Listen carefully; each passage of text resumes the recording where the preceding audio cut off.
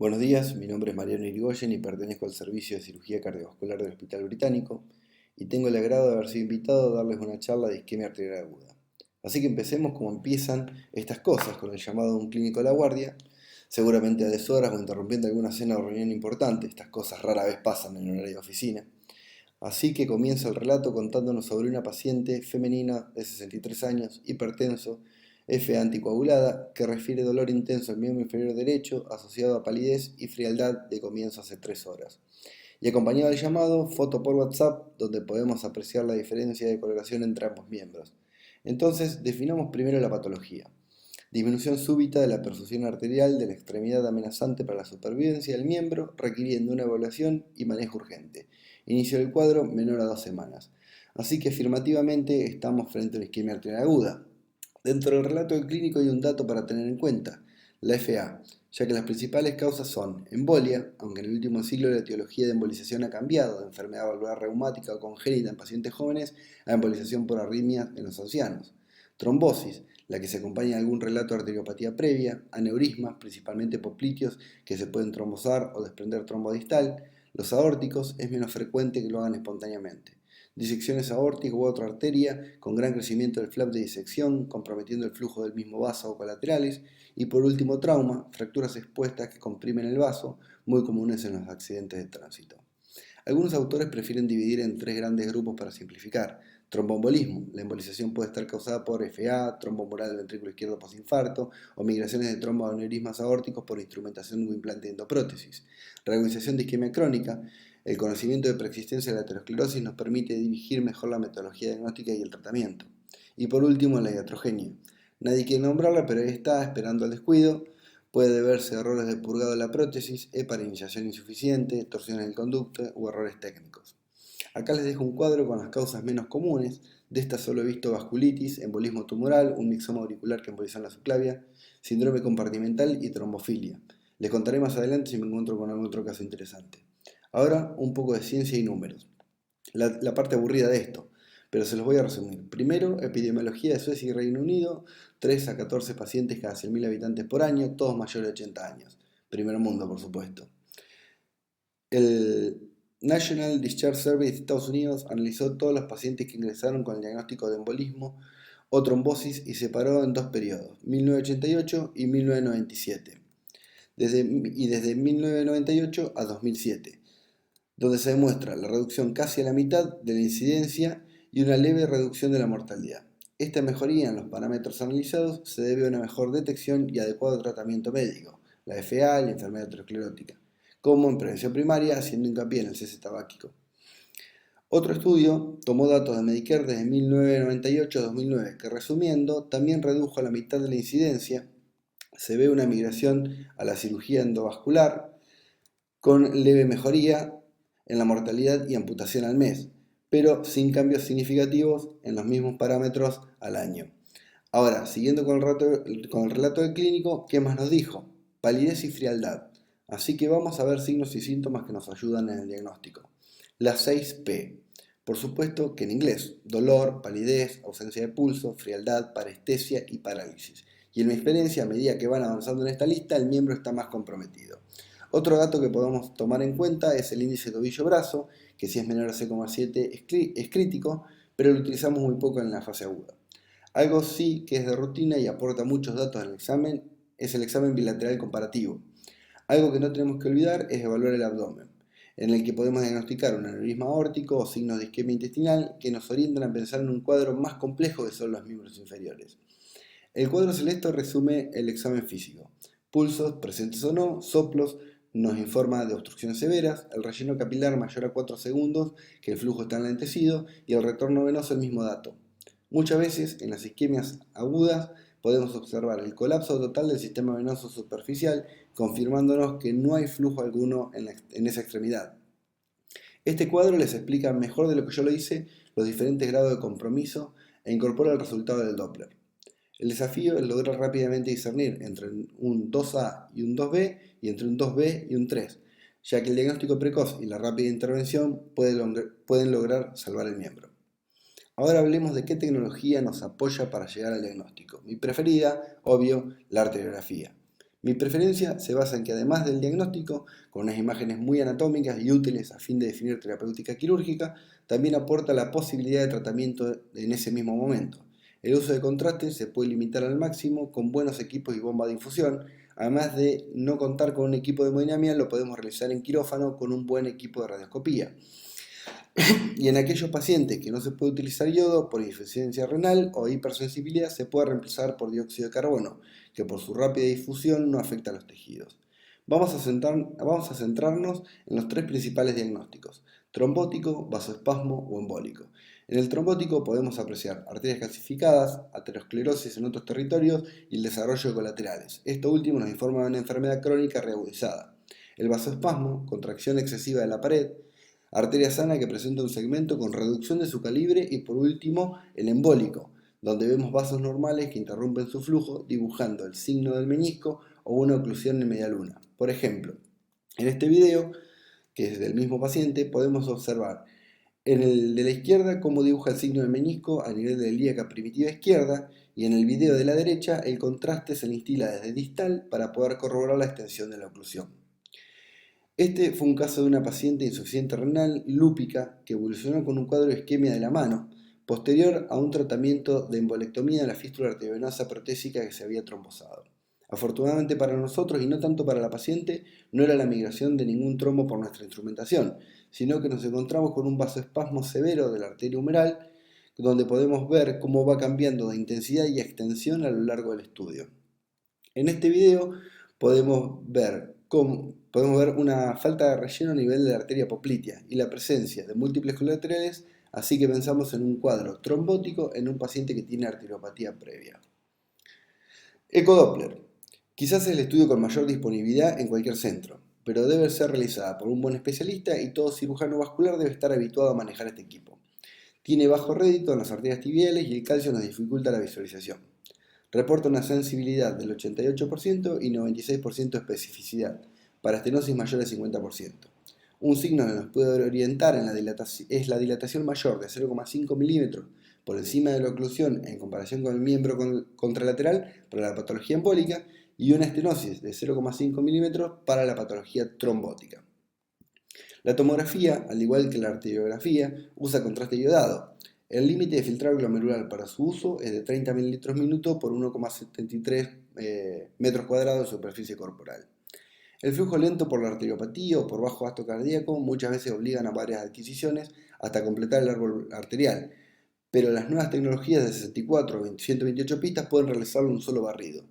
Mejor sensibilidad que el ecodoppler y una especificidad equiparable, pero la ventaja de este estudio son la posibilidad de evaluar aorta torácica y abdominal y la detección de patología concomitante como neoplasia en el mismo estudio, y la capacidad de realizar reconstrucciones 3D para planificar el tratamiento endovascular.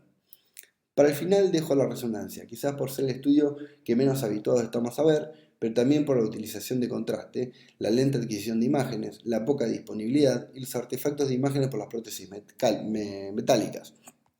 De todas maneras, aún faltan estudios de su aplicación en la isquemia arterial aguda.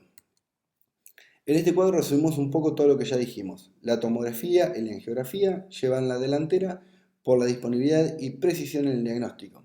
Está bien que este cuadro fue sacado de estudios norteamericanos, pero hay la aclaración ya realizada que con un ARCON-C podemos adquirir imágenes similares. En la evaluación de todo árbol arterial, la tomografía supera a otros métodos diagnósticos, pero pierde frente a la hemodinamia, la cual es invasiva pero puede realizar tratamiento del mismo acto. En cuanto al laboratorio, la creatinfosfoquinasa es un parámetro de lesión muscular. Con la CPK normal, el riesgo de amputación es de 4,6% y si está aumentada es de 56,3%.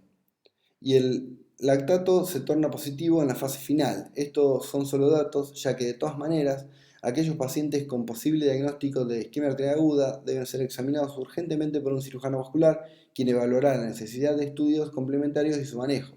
No se recomienda el uso de mioglobina o creatinquinasa para basar la decisión de tratamiento de revascularización o amputación primaria. Ahora veamos cómo lo resolvemos.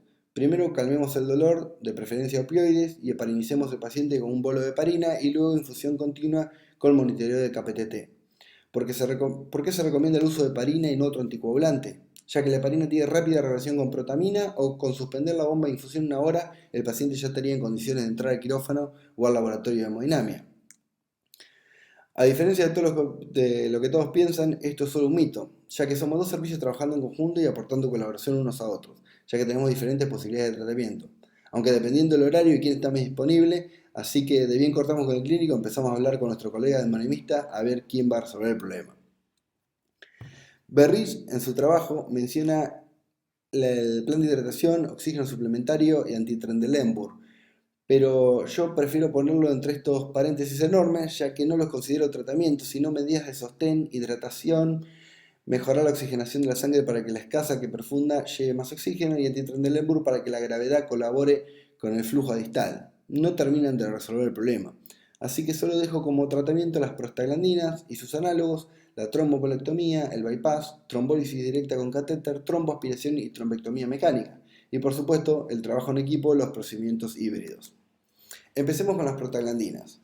De Donato y Guzzoni publicaron un estudio utilizando iloprost, un análogo de la prostaciclina, en 300 pacientes, como ayudante de la cirugía tanto abierta como endovascular, administrando un bolo y luego infusión continua de 4 a 7 días, en el cual llegaron a que no había cambios significativos en mortalidad y amputación a largo plazo, pero sí una reducción en la mortalidad perioperatoria y eventos cardiovasculares mayores, a la mitad.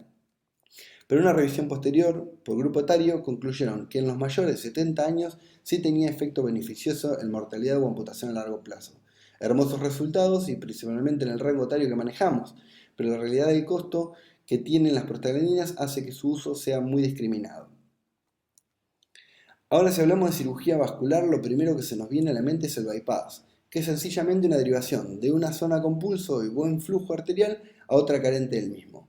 Podemos usarla cuando una embolectomía fracasa, no siempre se pueden destapar las arterias, quizás por la presencia de abundante aterosclerosis o una estenosis severa, y entonces debemos saltar esa obstrucción con la confección de un bypass.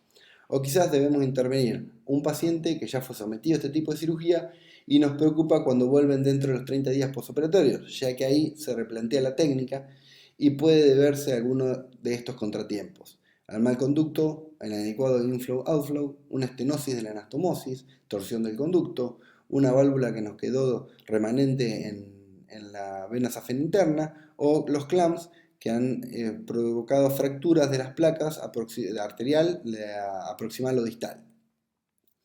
¿Qué podemos usar como conducto? La preferencia con mayor durabilidad y mayor resistencia a la infección es el injerto autólogo, la vena sanfera interna. Se puede utilizar su in situ, con la ligadura escalonada de las colaterales y su valvulotomía correspondiente, o mi preferencia, la vena sanfera interna invertida, que consiste en disecarla completamente, extraerla del paciente e implantar el cabo distal en la anastomosis proximal y el cabo proximal en la distal. Y si la anastomosis distal es infrapatelar, siempre debe intentarse el uso de la arteria de la vena safena interna. Otro injerto puede ser el sintético, PTFE o Dacron, aunque aún siguen intentando mejorar la impermeabilidad y disminuir la trombogenicidad. Las medidas más utilizadas son de 6 milímetros u 8 milímetros, y también viene la prótesis de PTFE anillada para evitar el colapso del mismo. Un gran avance en el tratamiento de la isquemia arterial aguda fue el invento de Thomas Fogarty, quien en 1962 tuvo la magnífica idea de agregarle a un catéter un balón insuflable en su extremo. Si recuerdan, estos son los videos que mostré previamente como patología embólica y los incluyo para que vean el tratamiento posterior de esta patología. Sencillamente es para que vean un catéter de Fogarty trabajando. No es común que utilicemos contraste en el balón, porque se puede obstruir, pero a fines académicos es más fácil para que lo puedan identificar. En este video del ejemplo trombótico, ¿recuerdan el efecto de relleno a nivel popliteo y la arteriopatía crónica y la presencia de colaterales? Aquí también pueden evidenciar el catéter de Fogarty. Creo que no aclaré que hay diversas medidas que permiten explorar los diferentes grosores de las arterias, y finalmente la arteriografía de control con un resultado exitoso.